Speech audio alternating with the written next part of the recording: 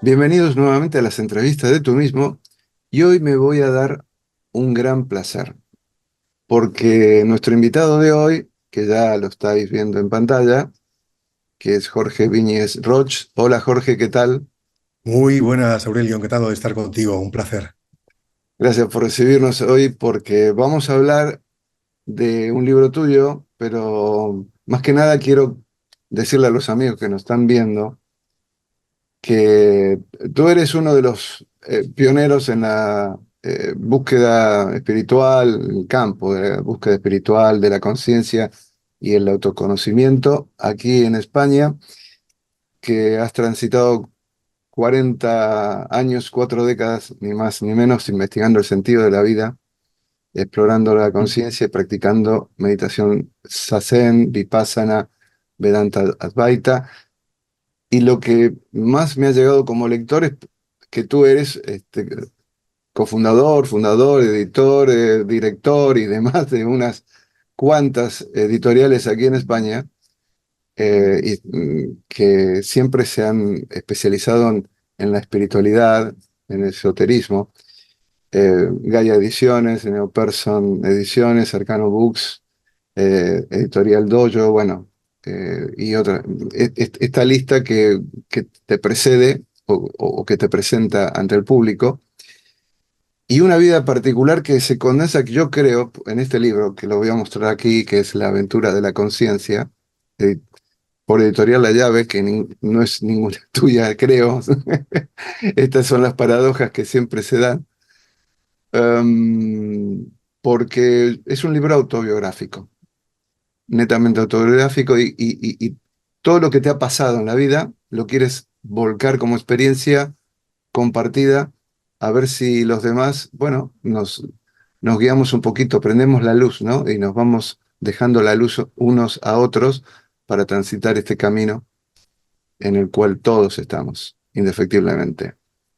Eh, Primero y principal, el libro me ha encantado, más allá de la historia personal, más que nada porque, claro, lo decíamos antes de empezar fuera de pantalla, que, bueno, lo que has pasado tú, los que tenemos algunos años y en la búsqueda que antes mencionaba, lo sentimos, me siento muy resonador, ¿no? Muy identificado.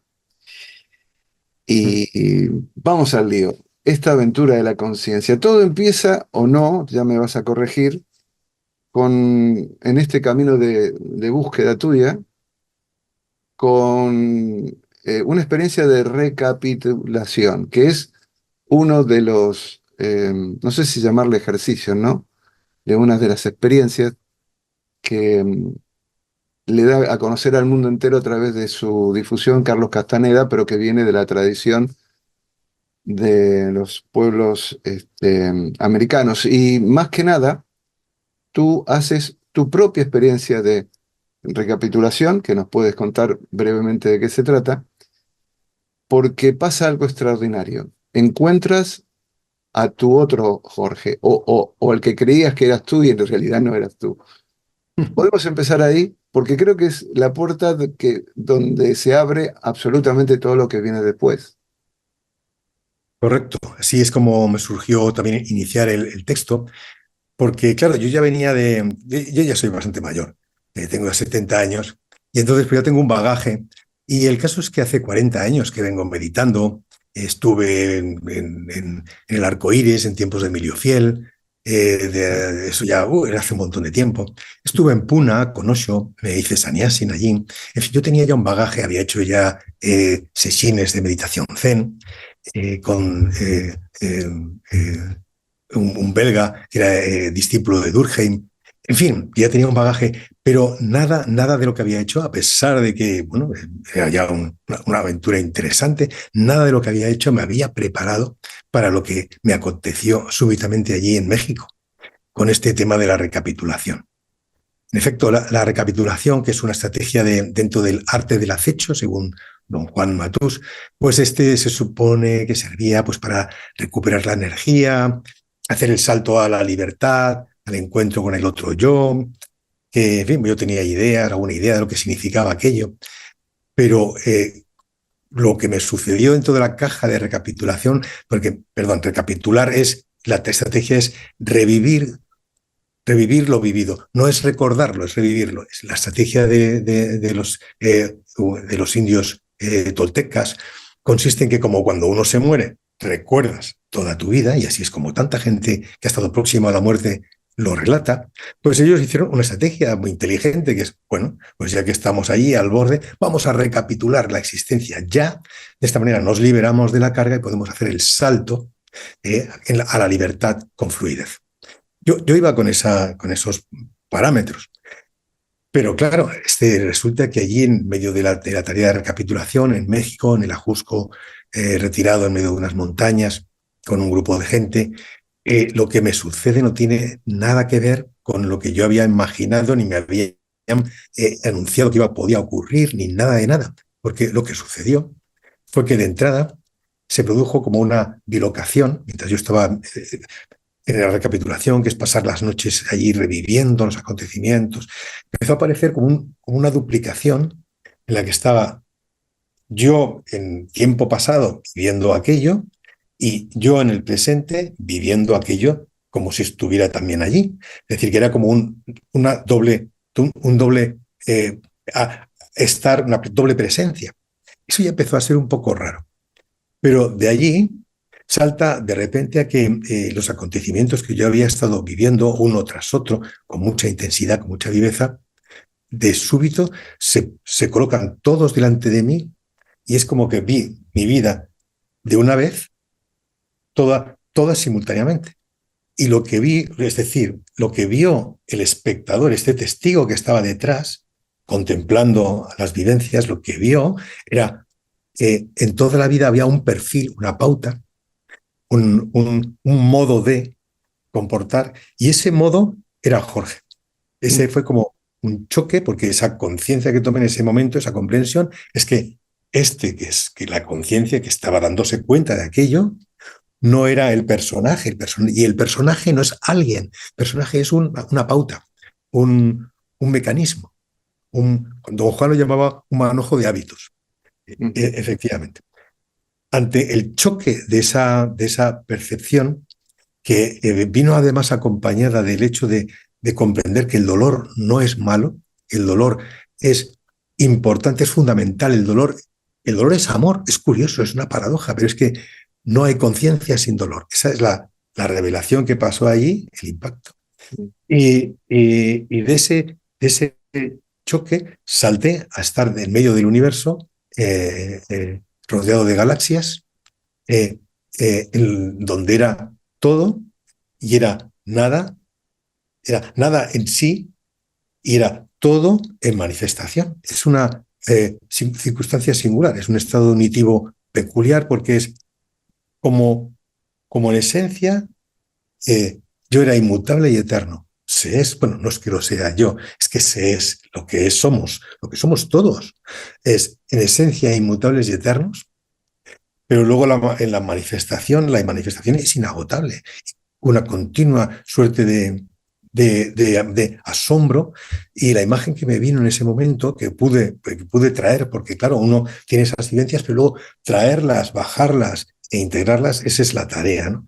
La historia es que en la manifestación, la imagen que me vino es que es como el humo, que el humo, siendo siempre humo e inmutablemente humo, en su infinidad de formas, cuando aparecen las volutas, las formas son inagotables y siempre nuevas y asombrosas. Y entonces, esa es la duplicidad de Atman y Brahman, en definitiva, de quién se es y lo que se manifiesta en la inagotabilidad. Y entonces, eso me dio un impacto muy grande. Pasé días en un estado, en una situación perceptiva muy singular, muy extraña, pero poco a poco fue bajando el estado, fue como descendiendo, empezando a normalizarse. Eso me acabó llevando a un choque entre qué es lo que me ha pasado, porque no lo entendía, qué es lo que ha sucedido, esto qué es una alucinación, que es real, pero si es real, entonces esto es la iluminación, entonces, pero yo no me sentía ni iluminado, ni mejor, ni nada de nada, sino solamente raro, extraño, ¿no? Y a continuación de aquello, pues ya sobrevino un impacto muy grande en mi vida porque como no chocaban todo mi mundo de creencias con ese impacto de la vivencia que había tenido, pues es como que se resquebrajó mi percepción, mi habitualidad de estar en el mundo y me vi obligado a retirarme de mi trabajo, me separé de mi esposa en ese momento y me retiré a un lugar que en ese momento apareció. Afortunadamente, un grupo de meditadores en torno a una mujer, Maja Somigi, me pude retirar a las montañas de Reus. Ahí estuve 5 años intentando integrar ese impacto de eso que había vivido. Porque tengo que decir que lo interesante no es la vivencia, porque es la conciencia la percibe instantáneamente. El trabajo auténtico es el proceso mental de integrar eso que se ha vivido. Esa es la gran dificultad. Oye, que si hablo demasiado, Aurelio, tú No, córtame no, cuando me ahora. quedo callado porque primero lo estoy peliculeando, digamos, veo la secuencia por un lado y voy sacando algunas cositas. Lo que acabas de decir no es lo mismo alcanzar una vivencia cumbre, como la que habías vivido, sino comprenderla. Ahí está el tema, ¿no? O el Exacto. problema, no lo sé definir. Sí, sí, sí, Pero, sí, es total. mm, Ese es el problema porque la mente, vamos a ver, es que iremos viendo a lo largo del programa, yo creo que nos va a dar tiempo y mm, podré compartir que el problema, o sea, efectivamente es el ámbito de creencias en el que estamos instalados. ujú, El mundo, nuestro mundo de creencias, nuestro mundo que no nos damos cuenta de él, pero es lo que sustancia el diálogo interno, por ejemplo, nuestra capacidad perceptiva, la idea que tenemos del mundo y de la realidad, tanto personal como colectiva, la idea colectiva, el consciente colectivo, tienen una estructura. Lo que pasa es que cuando se hace un salto en la conciencia, esa conciencia, ese salto es rupturista. Lo que se está percibiendo escapa fuera del ámbito de ese encapsulamiento de creencias. Y eso produce un resquebrajamiento del sistema, porque la mente no alcanza ahora a entender esa realidad más amplia que se alcanza. ujú. Entonces, realmente el proceso, el, el- el- el trabajo es integrar. Ocurre un poquito como les ocurre a los cangrejos, que como tienen un exoesqueleto, Mm, cuando tiene que crecer, tiene que romper el esqueleto exterior. Rompen dolorosamente, a veces, pues tiene su sufrimiento, eh, pero cuando se cae el exoesqueleto, queda un tiempo de vulnerabilidad, porque aún no ha nacido el nuevo esqueleto y les va a proteger nuevamente, a dar pábulo. Y entonces, en ese periodo de vulnerabilidad, este es el de la mente en conflicto intentando integrar. Lo que tú vas diciendo, esto de romper esa armadura para dar el salto, uno de los saltos, eh, hay una imagen que tú das hacia el final que es, y ahí viene la pregunta, así como te sucedió, ¿te ves expulsado del paraíso una y otra vez? Es decir, estás en una situación maravillosa y vuelves a transitar la humanidad, tu humanidad, ¿no? Y de golpe, bueno, vuelve un proceso y vuelves a escalar y llegas, es como el escalador, ¿no? Dice, bueno, llego a una cumbre, pero te están esperando a muchas más. Y entonces tienes que bajar y volver a subir, etcétera. Y hay algo interesante porque en esto tuyo de la aventura de la conciencia, que inevitablemente todos estamos, es decir, aquel que crea que está libre de pecado, le va a suceder de una u otra forma, en esta o en otra vida, vaya a saber si creemos o no creemos en ello, pero bueno, el tema es que tú tienes esas subidas y bajadas, estás como en una montaña rusa constante a lo largo de años, hasta que dices tú, bueno, te encuentras con Sella, y Sella es también un hito más, pero hay un giro, ¿no? Hay un pequeño toque. Cuéntanos qué pasó con Sella. Oye, te agradezco mucho esa pregunta, Aurelio, porque me honra el hablar efectivamente de Sesha. Te contaré que, bueno, yo pasé 5 años, como veníamos diciendo ahí, Mm, retirado, intentando integrar ujú, este asunto. El testigo que había aparecido ahí en el sitio iba intentando aflorar, pero todavía no estaba ahí aposentado. Efectivamente. Eh, y no fue sino hasta que ahí me encontré, bueno, ya regresé, salí del retiro, regresé a Madrid, volví a mis tareas editoriales, con todo mi trabajo. Y entonces lo que pasó es que fue que me empezaron a venir libros de no dualidad, de Advaita. De Advaita. Porque además es que las cosas son precisas, son perfectas. Las cosas ocurren exactamente como tienen que ocurrir, de la manera que tienen que ocurrir y en el momento preciso en el que tienen que ocurrir. Y a mí me ocurrió así, yo regresé a Madrid, bueno, integrado, aunque completamente ignorante de qué pasaba, qué había pasado.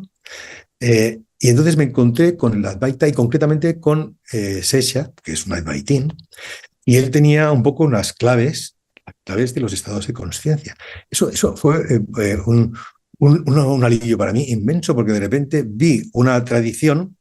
Ojo que el Advaita no es una religión, es una tradición de conocimiento donde personas reiteran el encuentro con el absoluto, cada uno lo relata a su manera, pero es siempre referirse allí. Entonces, efectivamente, me vi recogido en lo que yo había vivido. Y eso me condujo además a una situación bueno, pues muy maravillosa y muy esclarecedora, y es que empecé a abrirme a tener nuevos estados de conciencia. Claro, ya no se detuvo en un único estado que había alcanzado una vez, de cumbre, sino que empezó a aparecer la escalera. Y empecé a descubrí que es que en realidad los estados de conciencia son niveles. Hay varios niveles, de hecho hay 4 niveles que se van expandiendo cada vez más. Es como unas muñecas rusas, las mm, matrioshkas, la que tienes un estado central, pero luego hay una ampliación de la conciencia y aparece otro estado. Y luego aparece otra ampliación de la conciencia y aparece otro estado. Y así hay una escalera sucesiva, lo cual explica por qué distintos despiertos que hay por allí, que van dando tantos testimonios, hablan a veces de cosas distintas, pero es que cada uno está en su nivel. Hay un nivel, por ejemplo, un nivel inmediatamente siguiente al mental, al vigílico normal, que estamos la mayoría de la gente, es el pensamiento, es el estado de silencio, de quietud de la mente, donde salimos del encapsulamiento mental y aparece el silencio. Yo lo llamo el estado de atestiguamiento, porque cuando se aquieta la mente, desaparece el ego, desaparece la identificación con el ego. Y lo que queda es un testigo atestiguando la realidad. Bueno, eso es maravilloso. Es un estado de una plenitud formidable, una nitidez, una limpieza, una paz, un encuentro, un contacto con todo. Muy bonito. Pero no es más que el primer estado después más allá de la vigilia. Luego hay otro, que es el estado de no dualidad. Es un estado formidable de conexión con todo, de cual quizás tengamos oportunidad de hablar un poquito después. Después todavía hay otro que es el estado de éxtasis, el éxtasis místico, donde se abre el corazón y aparece el encuentro amorosísimo y pleno y dichoso con toda la existencia. Pero todavía hay otro estado más allá, que es el estado unitivo, el estado supremo. Y esto es una escalera que se puede ir recorriendo, que todos podemos recorrer, que está dentro de nuestra capacidad humana. Tenemos la posibilidad de expandir la conciencia y saltar estados más expansivos sucesivamente. Es posible, está dentro de cualquiera, lo podemos alcanzar. Y la limitación, en principio la limitación precisamente está en este ámbito de creencias que nos impide ver o tan siquiera creer que puede haber un estado más allá del vigílico, al cual consideramos el único estado real, por cierto. Pero entonces la aparición del Vedanta Advaita a través de Sesha concretamente, pues para mí fue absolutamente esclarecedor. Ahí fue donde descubrí la escalera entera. ujú. Como lo dices, como la escalera de Jacob, ¿no? Da esa Exacto. sensación. Lo bueno que tú explicas es que esta escalera se sube y se baja. Es Sí. decir, no sé si es lo irónico, pero que estoy pensando en aquellos que aspiran a llegar a algo, ¿no? Y con eso, pum, el non plus ultra. Y tú en tu relato vas describiendo cómo es subir, pues seguir subiendo y también bajando. Con lo cual, en el medio estás tú, ¿no?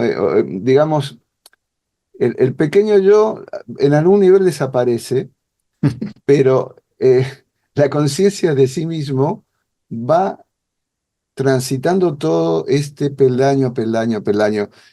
Em, También está esto de que la mente limitada, este es importantísimo. La primera vez que lo escuché, perdón, em, fue como una especie de eureka, ¿no? Y era pequeño, pero la imagen de Agustín de Hipona que iba no sé si le sucedió o explicó, pero que iba a orillas del mar y que veía la imagen de un niño que quería coger toda el agua del océano en un pequeño balde, ¿no?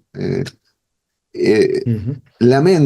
nuestra mente finita, jamás pueda abarcar aquello que es infinito y seguimos pretendiéndolo, ¿no? Mm, Exacto.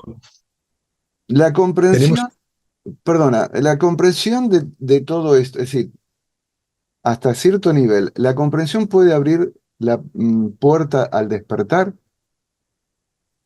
La comprensión, digo, de la mente. No- exacto. mm, Exacto.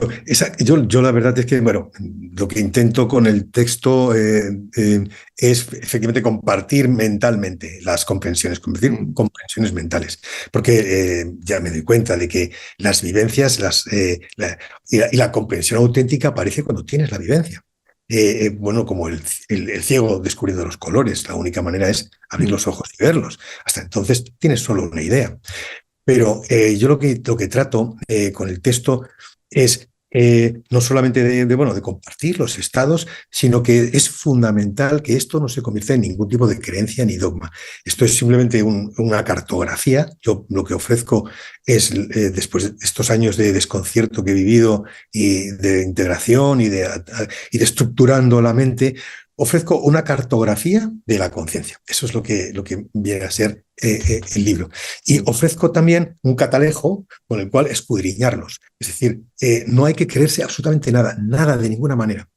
Lo que sí intentamos es, uno, descreer, es decir, sacarse velo de en medio, que es lo que nos está impidiendo, y empezar a abrir la mente a descubrir de manera razonada cómo existen estos estados un poquito más allá de la vigilia habitual en la que estamos. Por ejemplo, una manera de verlo con cierta facilidad es descubrir que cuando vamos al cine, por ejemplo, y la película nos resulta interesante, desaparecemos. mm, El observador desaparece. No desaparece la conciencia. Obviamente vemos la película, nos lo pasamos bien, nos enamoramos con el protagonista o la protagonista, pues padecemos con... Todo está allí, pero no hay alguien, no hay un personaje, no hay un alguien con nombre y historia viéndola. Estamos desaparecidos. Esa magia que sucede, que es tan agradable, por eso vamos al cine, disfrutamos de desaparecer nosotros, es porque la mente se ha quietado. La paradoja, lo interesante es que hay un personaje allí, hay una identificación egoica, mientras hay pensamiento. Pero cuando no hay pensamiento, inmediatamente el ego desaparece, es la identificación egoica, mejor dicho, es la identificación que desaparece. Queda la conciencia, pero no la identificación. Y a lo largo de nuestra jornada hay muchos momentos en los que no estamos.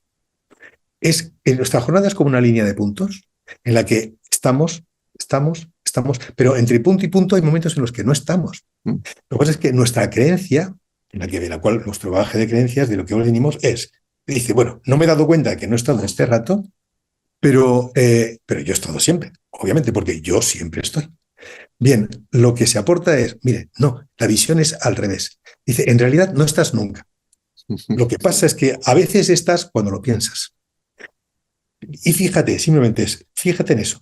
Cuando lo piensas, estás tú como ego. Cuando no lo piensas, estás presenciando la realidad. Y cuando estás tú como ego, estás pensando y alejado de la realidad, porque estás ahí sumido en tus pensamientos, pero cuando estás en silencio y aquietado, la realidad aparece con mucha intensidad. Esto es algo que todos podemos experimentarlo de manera inmediata y fácil. Ujú. Em, Estamos hablando de estados de conciencia y explicas algo que los críticos, por ejemplo, a la cuestión de la reencarnación, dicen, es imposible, no, no podemos reencarnar. Y tú dices, el nacer es pasar de un estado de conciencia a otro, es decir, de uno superior a uno inferior, Ujú. lo cual explica por qué no tenemos memoria de aquello de donde venimos, porque el tránsito, el paso entre uno y otro, de un nivel superior a un nivel inferior, lo impide. Eh, Exacto. Explícalo tú con tus palabras mejor que yo. Para que todo el mundo nos entienda, porque es posible entenderlo, no estamos diciendo nada extraordinariamente complicado, que sea muy difícil. No, no, es muy, muy fácil. Eh, Todas las noches nos pasa cuando nos vamos a dormir. Todas las noches cuando vamos a dormir hacemos una operación prodigiosa, en realidad dos, son dos, que es, la primera que hacemos es que desconectamos del cuerpo. Somos capaces de hacer el prodigio de desconectar de nuestros órganos sensoriales físicos. Entonces dejamos de sentir el cuerpo, dejamos de oír el entorno, dejamos de verlo, obviamente, estamos con los ojos cerrados, desconectamos del cuerpo. Esa es la primera que hacemos. Pero hacemos una segunda para dormir, y es que desconectamos la memoria. Caramba, esta es una hazaña formidable. Hacemos una amnesia selectiva, volitiva, intencionada. ¿Qué es lo que ocurre entonces? Si estamos ahora desconectados de los sentidos, con lo cual desaparece el mundo exterior, que el mundo exterior solamente lo percibimos a través de los sentidos, no lo percibimos directamente. Es una percepción mediata, mediante los sentidos. Desconectamos los sentidos, desaparece el mundo exterior. Pero al desconectar la memoria, desaparecemos nosotros como personajes. Eso nos permite, entonces, adentrarnos en sueños que ahora consideramos como la realidad. Todos hemos vivido intensamente algunos sueños y creemos que estamos en la realidad. Esa es la realidad porque no vemos la otra realidad más grande. Una peculiaridad de estos velos, que digamos que lo que delimita un estado de conciencia de otro es un velo que lo delimita. En este caso del sueño tenemos dos, que son el cuerpo, desconexión del cuerpo, y dos, la memoria. Son dos velos. Pues estos velos, la peculiaridad que tiene es que dentro del estado no ves el velo. Si vieras el velo, por ejemplo, si alcanzas a ver el velo de la memoria por un casual, entonces recuperas en todo o en parte tu memoria de la vigilia, aparece lo que se llama un sueño lúcido. Nos recordamos que estamos en la cama durmiendo, no todavía no nos acordamos plenamente de quiénes somos y tal, pero ya sabemos que estamos durmiendo. Hay un velo que se ha descorrido un poco, pero seguimos soñando. Es un sueño lúcido.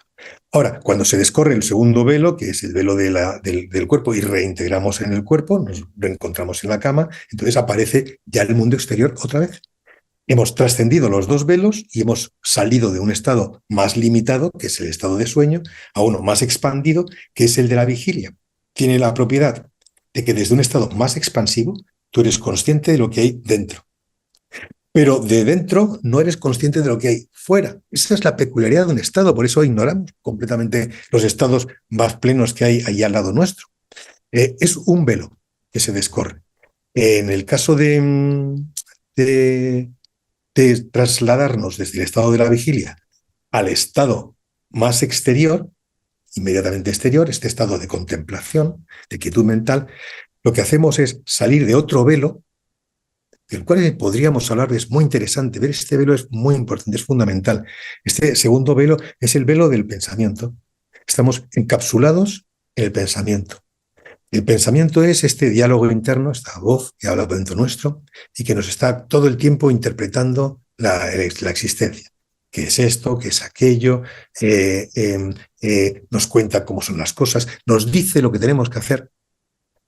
Por ejemplo, pues, mira, este te ha mirado mal, pues ahora se va a enterar, ya te vas a decir lo que está diciendo. Es un programa en el que estamos encapsulados, que por una parte, bueno, pues nos permite subsistir en medio del mundo, pero por otra nos encierra y nos aísla dentro de una encapsulamiento que nos impide ver más allá, que es este estado de plenitud tan maravilloso de la quietud mental y del encuentro con la existencia en la quietud mental. Ujú. Justo iba a poner un- un- una referencia a lo que estabas explicando, porque dices el entendimiento da paso a la formación de la mente pensante que nace cuando aprendemos a hablar.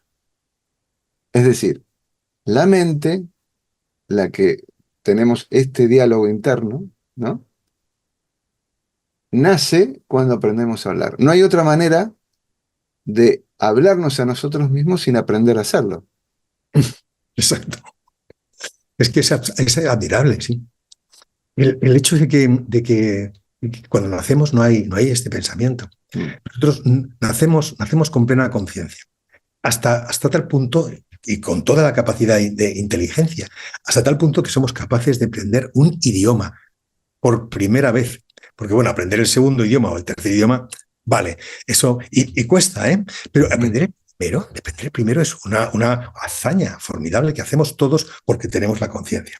Pero es muy importante darnos cuenta de que cuando nacemos al mundo, nacemos sin mente, nacemos budas, nacemos iluminados. La iluminación ya está allí. Ahora lo que hacemos desde el momento de nacer es empezar a adentrarnos dentro de un programa, del programa Existencia Humana, y eso es muy parecido a la Matrix, la película Matrix, que por cierto era una fortuna de representación, allí expuesto, muy acertada de lo que es el estar dormidos. Lo que nos ocurre realmente es al nacer, es que venimos prementales, nos introducimos dentro de la mente, y al introducirnos dentro de la mente significa que entramos dentro de un consenso de lo que es la realidad, y lo hacemos a través del lenguaje, que es un programa en el que incorporamos desde pequeñitos: oye, niño, no te caigas, oye, esto no hay que hacerlo, esto no lo hagas, come esto, no, cuidado que te puedes. Entonces, tenemos el programa de supervivencia, el KIT, que ya se ha transformado en un hábito y que es una especie de programación que nos va llevando por la vida, pero por otra parte nos está programado, estamos esclavizados, estamos siendo operados por un sistema, este software, este programa mental, aprendido desde que nacimos. Bien, la parte fundamental es que cuando vemos el programa, cuando decimos, bueno, es que puedo salir del programa, ya no necesito andarme contando las cosas porque las puedo ver directamente. Ya no necesito contarme que si el cielo es azul o mira que esta planta qué bonita es.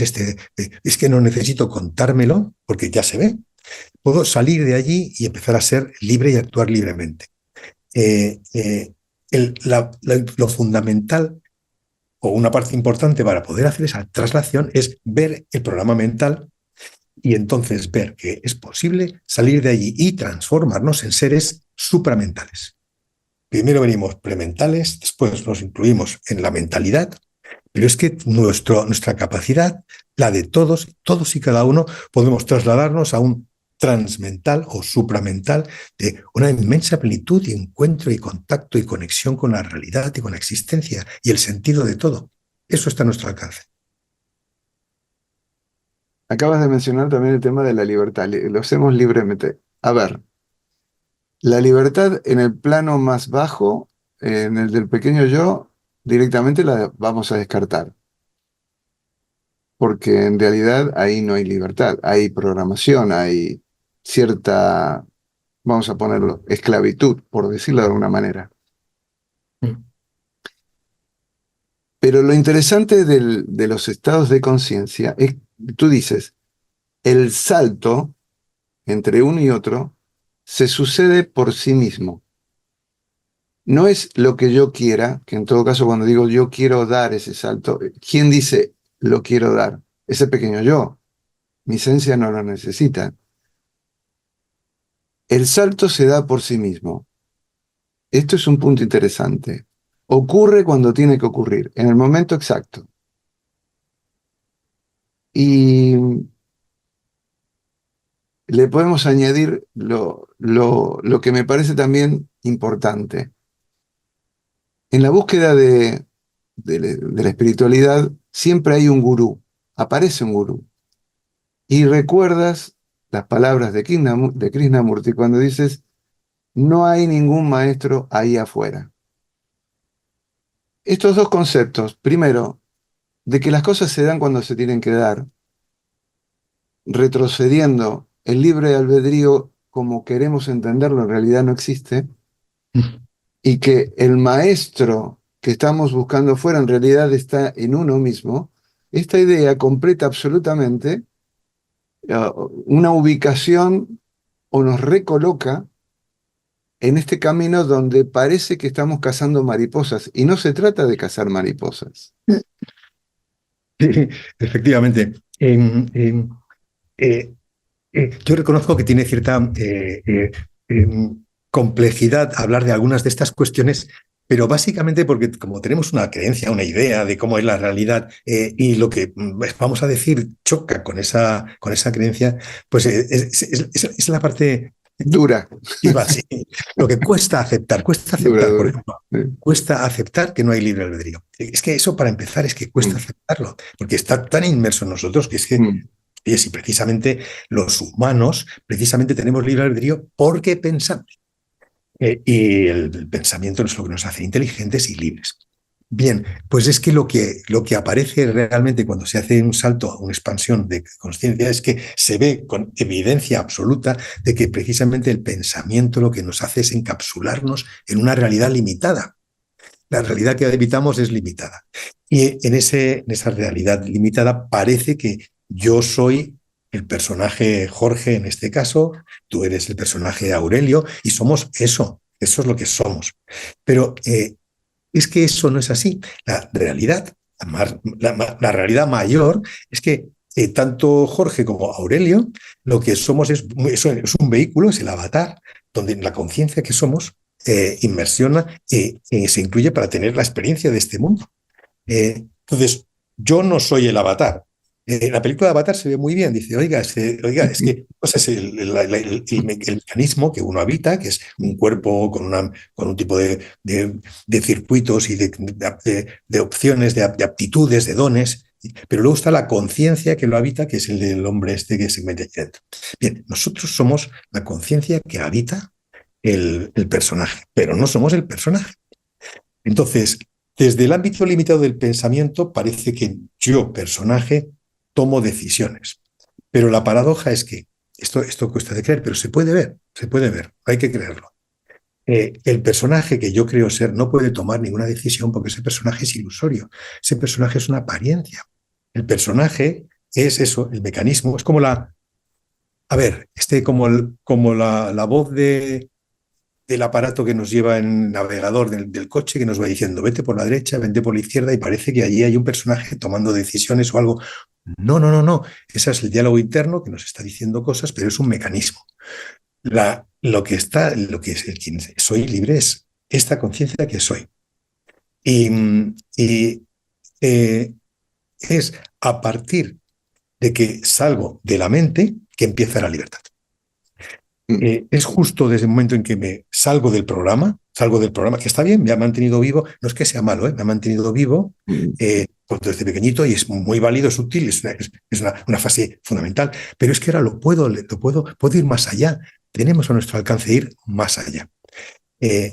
Y detrás de todo ello, lo que hay todo ello es esta conciencia que soy, esta conciencia es lo que permanece todo el tiempo. Yo puedo referirme a mí como mí mismo cuando tenía 3 o 4 años y tengo memoria, y puedo referirme ahora que tengo 70, y hay una continuidad de mí mismo, que no es mi vehículo, que ha cambiado, que se ha hecho viejo, han salido arrugas, dolores, pero mí mismo es mí mismo todo el tiempo. Ese mí mismo es lo que somos. Somos ese mí mismo continuo, que además, desde antes, proviene de antes de nacer, y de después llega a después de morir, y permanece.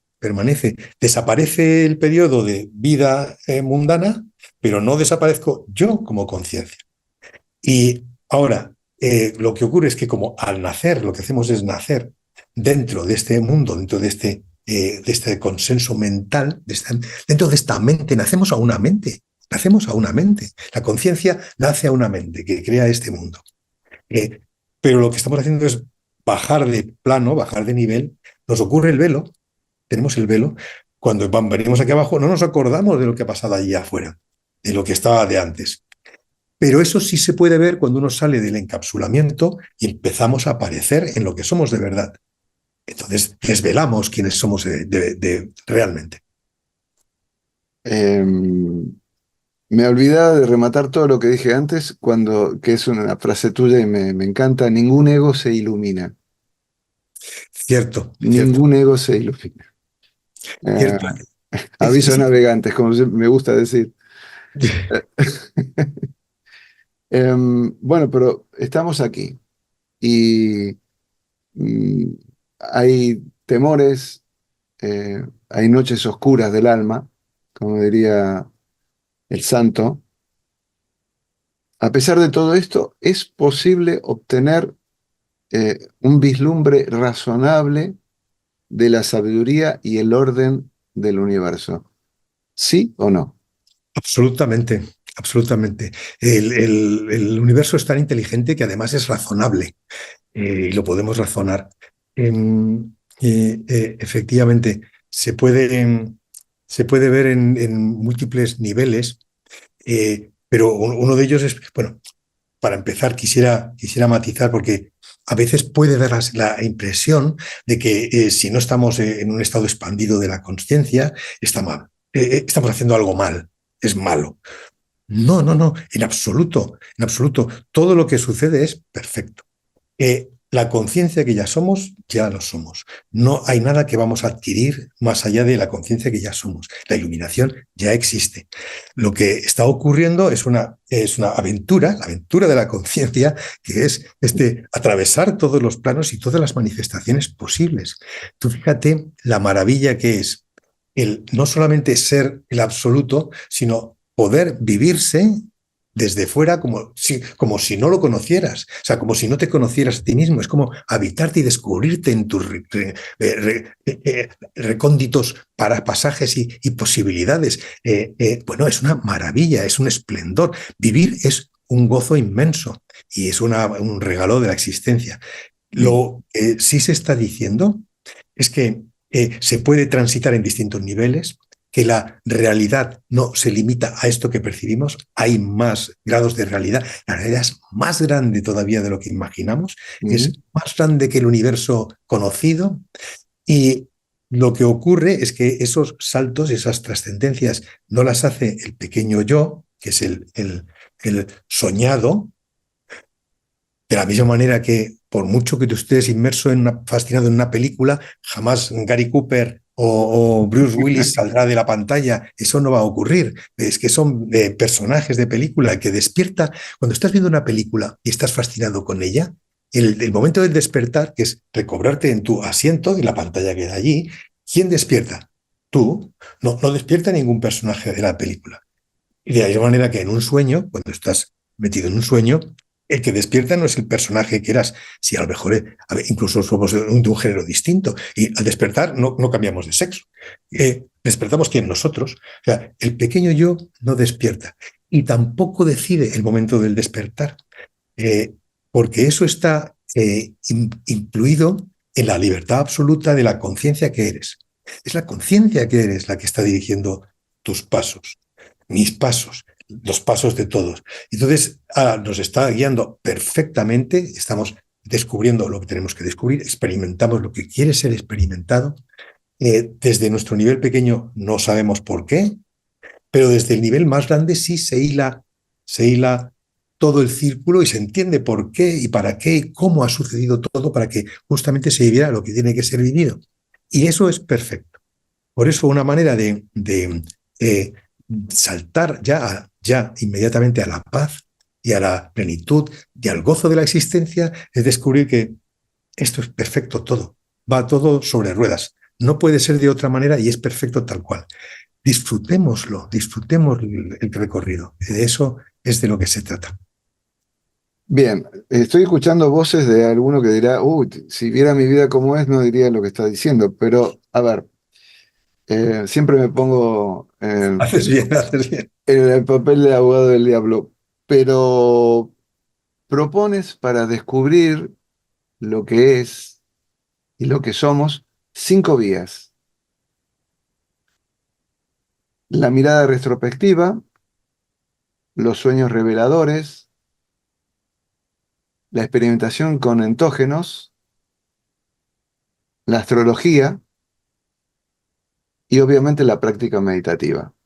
Digo obviamente porque si no estaba yo me iba a preocupar. Em, ¿Me puedes dar tips de cada uno de estos caminos, de estas 5 vías, más o menos? Porque el tiempo es lo que es y me Perfecto. gustaría Vamos a avanzar un poquito intentar, más. vamos a intentar resumirlo, pues. A ver, Cuando uno salta de estado de conciencia, se ve de manera inmediata y evidente que la vida está ordenada y es perfecta. Eso es porque parte de la conciencia misma que lo está ordenando todo, no hay otra cosa. Ahora, antes de hacer estos saltos expansivos, sí se puede razonadamente ver de qué manera todo está siendo guiado y ordenado. De estos 5 cosas que mencionas, el primero de ellos, la mirada retrospectiva, es si ahora miramos, echamos la vista atrás y vemos cómo ha transcurrido nuestra vida, podemos vislumbrar con cierta evidencia que hemos ido a parar a un sitio que no imaginábamos. Hemos conocido a una persona de la que nos enamorábamos, que no imaginábamos que iba a aparecer. Hemos tenido a lo mejor unos hijos que no teníamos ni idea de quiénes eran hasta que aparecieron. De alguna manera la vida ha ido desarrollándose y haciendo que ocurran las cosas. Nosotros nos creemos a todo esto que somos los que dirigimos nuestra existencia, pero si echamos la vista atrás, vemos que lo que ha ido ocurriendo, nosotros no teníamos ni idea. Nosotros no nos hemos traído aquí porque ni siquiera teníamos idea de que aquí que está ahora existiendo, pudiera existir.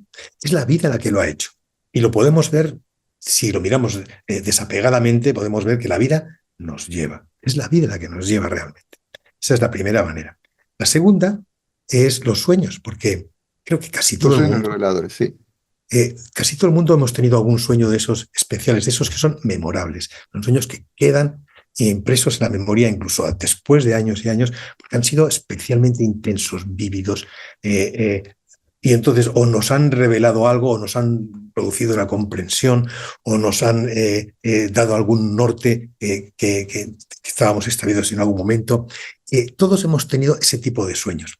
Eso también marca que dice, bueno, frente a este ámbito consciente en el que creo que soy yo el que controla mi existencia, hay un ámbito más allá que está guiando o apuntando o resolviendo partes de nuestra vida. Eso también se puede vivenciar.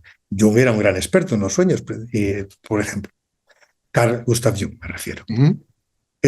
Una tercera vía si no tenemos no hemos tenido todavía un estado expansivo de conciencia. Estado expansivo de conciencia significa que la conciencia se expande y abarca más. Ahora comprende lo que antes no comprendía, ahora se comprende, se ve, se abarca más, ¿no? Esa es su expansión. Pues se puede también experimentar a través de los enteógenos o psicodélicos. Algo tan sencillo como fumarse un canuto o tomarse un LSD, algún tipo de sustancia, abre las puertas de la percepción. Aldous Huxley o William Blake, utilizando las palabras del poeta británico William Blake, lo expresaba de esa manera, son abrir las puertas de la percepción y entonces aparecen realidades que normalmente no percibimos. Entonces se pueden percibir, podemos ver que hay algo más allá, algo más asombroso, que podemos acceder a percepciones, comprensiones extraordinarias, utilizando estas vías. Son las típicas vías chamánicas, por cierto. Los chamanes son los que han venido utilizando. Don Juan las utilizaba con Carlos Castaneda, etc. Los indios huicholes utilizan el peyote, en fin, son tradiciones de conocimiento de todos los tiempos y todas las culturas. La cuarta, que es puede ser bastante controvertida porque es la astrología. La astrología, pues aquí mucha gente chocará de bruces contra cómo que la astrología. Bueno, yo lo que digo es que ha habido grandes genios y grandes personas muy inteligentes, muy sabias, que han utilizado la astrología. en Ujú. tiempos pretéritos.